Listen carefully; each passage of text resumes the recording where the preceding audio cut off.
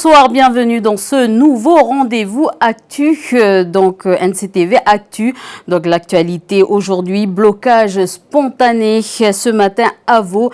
Ils étaient près d'une vingtaine de membres de l'USTKE devant l'atelier municipal. Ils dénoncent l'embauche d'un métropolitain à la place d'un local, Jamie Waimo. Regroupés devant l'atelier municipal, c'est pour l'instant dans une ambiance relativement posée que les membres de l'USTKE discutent du plan d'action. Aujourd'hui, c'est un blocage spontané. Il se doit être symbolique dans l'attente d'obtenir une rencontre avec le maire Guigui Dounéot. Ce qu'il réclame, c'est l'embauche d'un travailleur local pour le poste de conducteur des travaux occupé depuis une semaine par un salarié qui l'an dernier exerçait en métropole.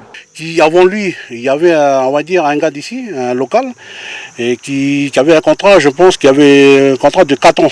Et c'était au bout de 4 ans, bon, on l'a viré tout simplement, voilà, pour motif incompétence. Donc il a fallu quand même, je sais pas moi, 4 ans pour qu'il se rende compte qu'il était incompétent. Donc aujourd'hui, on l'a fait embaucher ce patrier-là pour occuper ce poste-là. Sollicité, le maire de la commune, Guigui Dounéot, n'a pas souhaité s'exprimer pour le moment. Quant au syndicat, si aucune rencontre n'est programmée, il prévoit de déposer un cahier des charges, de bloquer la mairie pour une grève illimitée. Cette question de l'emploi local sera examinée ce mercredi au Congrès. Cette fois, il s'agira donc d'une loi pour protéger l'emploi dans la fonction publique à l'image de ce qui existe dans le privé. Falaï Wedjo a suivi le dossier pour nous. Un dossier qui aura parcouru du chemin avant d'arriver sur la table du Congrès. Il y a un peu plus de 5 ans, le Congrès a adopté une loi relative à la promotion et au soutien de l'emploi local dans le secteur privé. Ce mercredi, ce sera celle liée à la fonction publique d'être examinée. Alors, adoptée à l'unanimité en décembre dernier par l'exécutif, le projet de loi relatif à la promotion et au soutien de l'emploi local dans la fonction publique reste un dossier très attendu par les Calédoniens. Alors, tout comme dans le secteur privé, le texte stipule qu'à compétences et qualifications égales, l'accès à la fonction publique reste est donné en priorité aux citoyens de la Nouvelle-Calédonie. Les personnes non citoyennes devront justifier d'au moins 10 années de résidence. Alors, une justification qui varie en fonction du niveau de qualification à pourvoir. Alors, dans le secteur privé, la loi fonctionne assez bien, malgré quelques points à revoir, comme nous le disait au téléphone Evelyne Delevaux, responsable de la commission paritaire de l'emploi local. La loi n'est pas assez sévère avec les employeurs qui ne respectent pas les règles imposées. Nous souhaiterions pouvoir les sanctionner. Voilà comment finit Evelyne Delevaux. En moyenne, 10 dossiers sont étudiés chaque mois dans cette commission. L'an dernier, 3 dossiers d'embauche ont été contestés. Voilà, donc merci Falaï Wedro. La rentrée culturelle, elle n'est pas facile pour les institutions. Moins 15% de dotation. Face à cette situation, les associations s'organisent. Camille Mounier. Une affiche comme celle-ci, vous n'en verrez pas en 2016. Le directeur du conservatoire de Koné l'a annoncé, il n'y aura plus de saison de prestige. Comprenez, plus d'artistes internationaux. Avec une baisse de 7% sur le budget global, le centre doit faire des économies. Ici, pas question de toucher aux emplois. Alors c'est la programmation qui est revue à la baisse et les tarifs qui augmentent. C'est des augmentations importantes, de l'ordre de 50%. Mais bon, nos effectifs, là d'après nos premières estimations, les effectifs ne bougent pas. Donc on accueille plus de 300 élèves ici. Inauguré il y a à peine un an, le centre Pomemi demande lui aussi des efforts au public. Les spectacles, jusqu'ici gratuits, deviendront pour certains payants. Et personne n'est épargné. La situation est la même à Vaud. Il va falloir ici aussi enlever certaines affiches. L'entrée gratuite à l'écomusée du café, c'est terminé. Désormais, il faudra payer 100 francs. Mais ce n'est pas tout. Pour remplir les caisses, la direction a d'autres tours dans son sac. Nous allons créer des activités économiques au travers aussi l'allocation du site qui est quand même agréable et pour les entreprises, les services, etc. qui peuvent venir ici. Nous allons aussi louer notre forêt, nos salles de réunion, enfin les équipements aussi que l'on a. Si ces 3 associations ont tout fait pour préserver les salariés, à la FMI, l'association de formation des musiciens intervenants à Nouméa, 15 personnes ont été impactées. La tendance ne fait peut-être que commencer. Certains acteurs culturels nous confient leur pessimisme. Les coupes pourraient être plus importantes encore dans les 2 prochaines années. On passe à notre page sport du lundi soir. En août prochain, vous le savez, ce sont les Jeux olympiques de Rio. Et comme d'habitude, ils seront suivis par les Jeux paralympiques. 7 athlètes handisport calédoniens se sont récemment rendus à Koné. Ils ont pu profiter de la qualité de la piste du stade Yoshida à Nissatoussi. C'est pour ça qu'on a fait cette compète, c'est que vous vous trouviez en situation de compète. Et je vous rappelle que cette piste, c'est le même revêtement qu'à Grosseto et qu'à Rio surtout. Hein. D'accord ? Donc c'est vraiment... C'est le même qu'à Queensland là, quand on avait été. Oui. C'est le même qu'à Brisbane, voilà, c'est ça, c'est du mondo. La piste du stade Yoshida, rénovée en 2010, est la seule du territoire à avoir un revêtement en mondo. Il y a 2 sortes de revêtements pour les stades. Il y a le tartan, c'est une projection de granulés et donc qui est très mou. Et donc en général, les coureurs à pied s'enfoncent. Et pour nous qui utilisons des boyaux, on a tendance à s'enfoncer. Et ensuite, il y a le mondo. Le mondo, c'est un tapis qui se déroule et qui est collé sur une surface dure. Donc la performance, elle est plus grande parce qu'il y a moins de rebond, moins d'enfoncement dans la matière. Voilà. Son adaptabilité et sa rapidité plaisent beaucoup à ces athlètes handisport de haut niveau. Cette piste est également appréciée pour ses à-côtés revêtus d'une pelouse artificielle qui facilite l'accès aux fauteuils roulants, contrairement au stade Noumadélé. C'est dommage parce qu'à Nouméa, il y a beaucoup de monde, mais le stade n'est pas rapide. Et puis, personne n'a vraiment essayé d'enclencher quelque chose pour changer le revêtement ou ne serait-ce que refaire les à-côtés. Où nous, on a des crevaisons, les fauteuils butent dedans, tout. Prochaine étape de leur qualification, nos athlètes Kagou rejoindront l'équipe de France à Dubaï à partir de dimanche pour un stage de 15 jours. Le handisport a tendance à se professionnaliser, ce que nous confirme Olivier Degnaud, entraîneur à la sélection handisport 2016, interviewé par Océane Zobler. Quand on prépare une compétition comme les championnats de France ou les Jeux paralympiques, c'est quasiment un entraînement quotidien. C'est-à-dire que tous les jours, les athlètes s'entraînent. Alors des fois c'est 1 heure, des fois c'est 2 heures, des fois c'est 2 entraînements par jour. Là aujourd'hui, pour les Jeux paralympiques, il s'agit d'être vraiment au top niveau mondial pour pouvoir participer. Il y a près de 200 pays qui participent aux Jeux paralympiques aujourd'hui. Le niveau augmente sans cesse alors qu'il y a encore, je sais pas moi, aux Jeux de Sydney, ils n'étaient que 140 pays à participer. Et le niveau augmente tous les jours. Dans certains pays, ils sont professionnels. C'est de la professionnalisation du sport, du handisport et du sport adapté. Et tout de suite, l'actualité dans le Pacifique.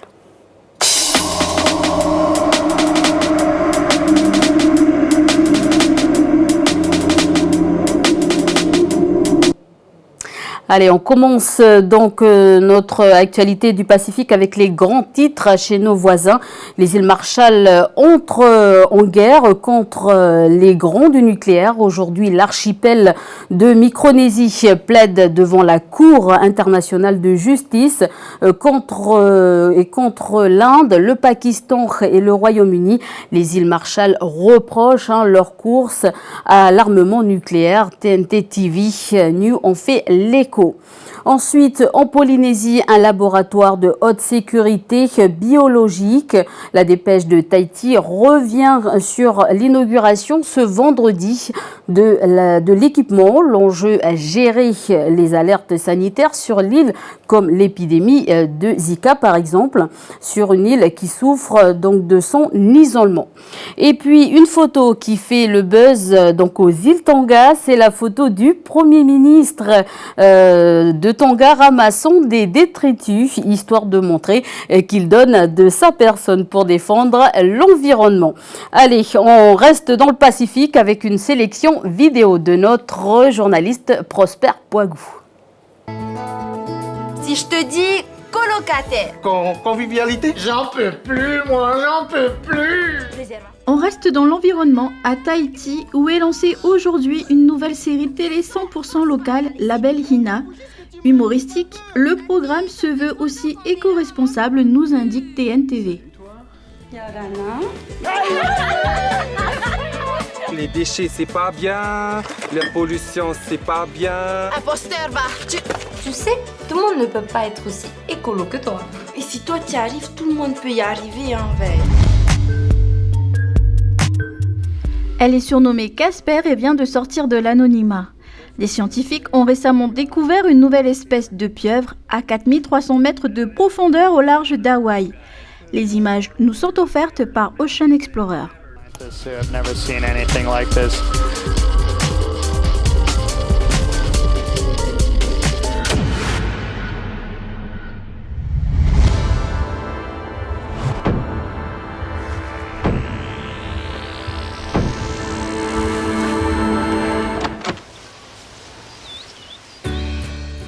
Ces personnages conçus par nos voisins japonais, nous les connaissons tous. Mais de nouvelles espèces de Pokémon envahiraient-elles un jour notre monde ? Les essais sont en cours sur le terrain. C'est la technologie de la réalité augmentée qui est utilisée. Des images surprenantes à découvrir sur la chaîne officielle du concepteur.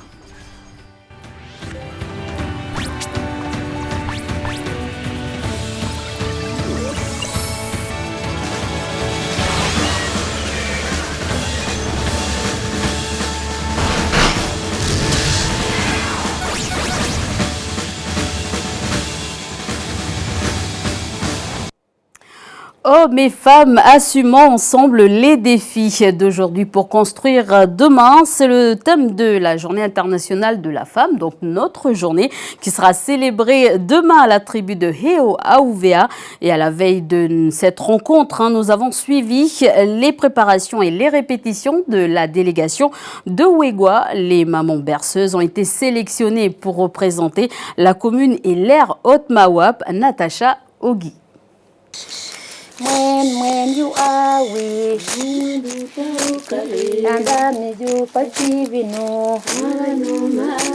C'est avec leur grand-mère et mère que Marie-France, Yvette et Emmanuela ont appris ces berceuses en langue yuanga.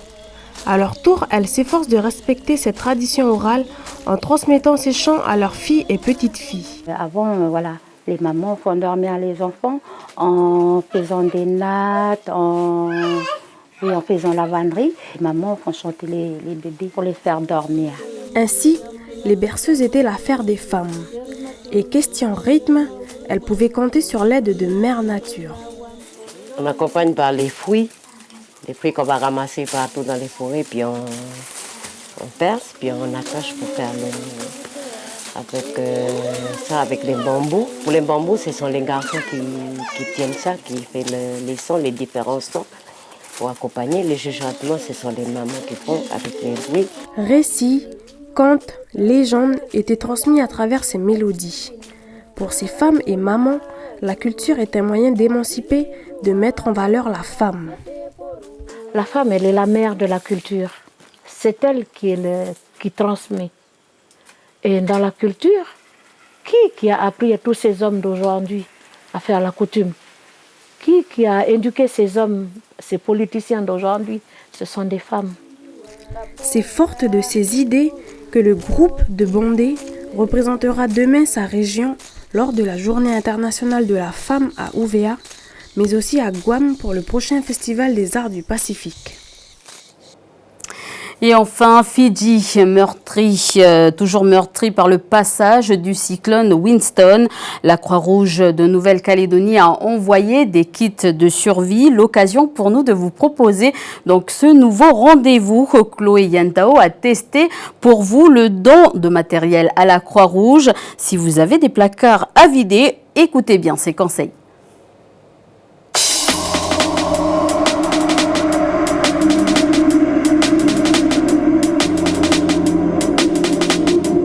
J'ai vraiment trop de fringues que je mets plus, il serait vraiment temps que je fasse un tri.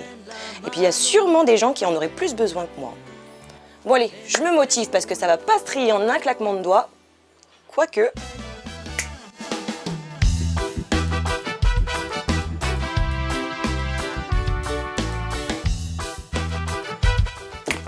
Bon, côté fringues, c'était fait. Alors, je pense que je peux donner aussi des aliments. Et pourquoi pas quelques livres que j'ai déjà lus et relus.